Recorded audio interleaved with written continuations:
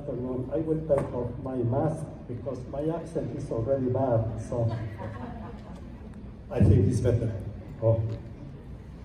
Well, first of all, thank you very much to everybody and the 100 women for this opportunity to have a chance to tell you what is our organization doing now.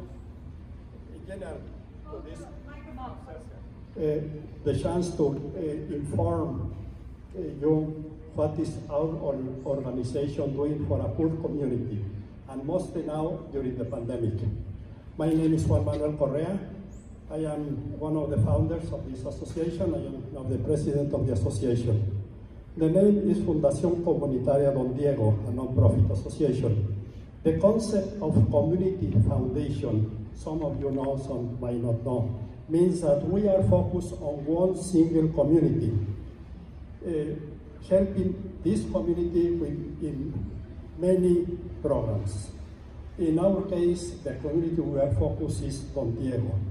We took the model to work on this from some associations that have been very effective, mostly in Africa, that they adopt a village and they work to transform that village to do whatever it takes to take this village to have a better future for them. Why did we adopt this village of Don Diego? Well, there are many reasons. The main ones are this village has a big population, over 2,200 people, very close to San Miguel, with about 800 young people in a school age, not all going to school. It has the highest illiteracy rate in all the state of Guanajuato, and it is very close to San Miguel, just next to Los Reyes. They are in the poverty cycle. Generation after generation, they are poor. They need help from outside to get out of this trap. Our goal is long-term, is to have a comprehensive development program, creating the conditions to give them the opportunities to get out of this poverty cycle. This is a real challenge. We started 4 years ago. At that time, the community had many needs, but they have less needs now. I will explain now. Thanks to the donations of people like you, generous donations, in these 4 years we have accomplished many things. The most important one, I'll tell you briefly, we have established a physical presence there. We built an education center that if you have not seen it, you have to go and visit it. We have classrooms, a computer lab with over 20 computers. We have a small rural library with 3,500 books, Susan. Now, we are growing. Now, the sad part, the library is closed now. We are giving away some books of this because we cannot lend them. Anyway, I am distracted from my topic. This education center, before the pandemic, we have a group, a very dynamic group of volunteers and paid teachers working in several programs. Now, many of these programs are in a standby. Now, what are we doing during the pandemic? We found that the people that are most affected by the pandemic are the poorest people. And in the education, they are suffering a lot. Our board analyzed what are the needs that they have, the most important needs that they are required to be met to help the community, and we found education is the most important one. If we don't help them, the effects in the future will be terrible. There is a dropout, a terrible dropout of people not going to school. I just tell you, more than 80% of the students there do not have computers, do not have internet access. More than 80%. Now, what is the plan now? We decided to invest in buying 25 laptops to use outside, in the outside, to lend them by day to use in the outside in an area as big as this, where we have an internet hotspot area. The program, in addition to we have this open space.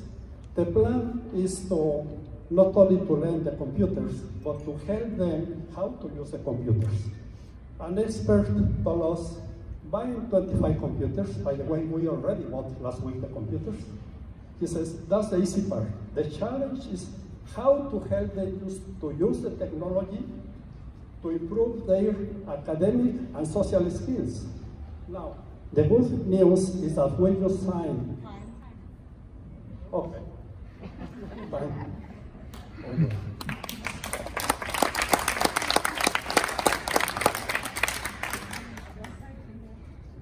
Any questions? Yes. How has the virus affected the community? In other words, is it spreading within the community? And what's being done to help them? Well, the virus has not affected yet. There are not cases there. They are not careful, and I am very concerned that once one family gets, it will spread. Do they have masks? They don't use. In our center, we have open for some issues. We force them to have a mask and have all the precautions. Another question? You have one?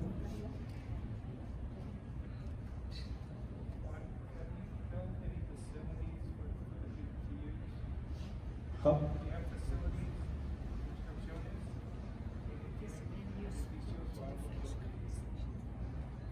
We have a building there. We have an education center. We have the building. We have internet in that building that covers that area, and it's a nice little building there that we have there. We have the computer lab. How will you use the money? How will you use the funds? Okay, very important. Well, I told you, having the computers is one thing, but then having the program to implement this, we need money to load education programs in the computers. We are loading, we have an expert association from Mexico City called UNETE. I advise you to look at UNETE. They are experts. They have installed computers in over 9,000 schools in Mexico. So we have an alliance with them. They will train our teachers. They will load the computers with the programs, all the textos de educación gratuito, many educational programs, so they can work also offline, and training the teachers, paying the teachers, paying the internet. We have to raise the internet capacity from 20 megabits per second to 50% at least, so will be double the cost. So the expenses to make this happen, that's what we will be using for it. Is it for children or for adults? It's from 5 years old to 20 years old, but it's mostly for students. Yes, it's free, and it's free for them. And how many students do you have generally? Before the pandemic, we have 85 students going regularly. We believe that we can help at least 25 students not to drop out from school. Once they drop out, they don't come back. In these communities, if they leave school, they don't go back. So we plan to have to help at least 75, hopefully double that. But we have made plans that we need at least 75, reach them, and this is it's not easy. You don't leave the computers and just do whatever you want. No, you have to teach them, encourage them, etc.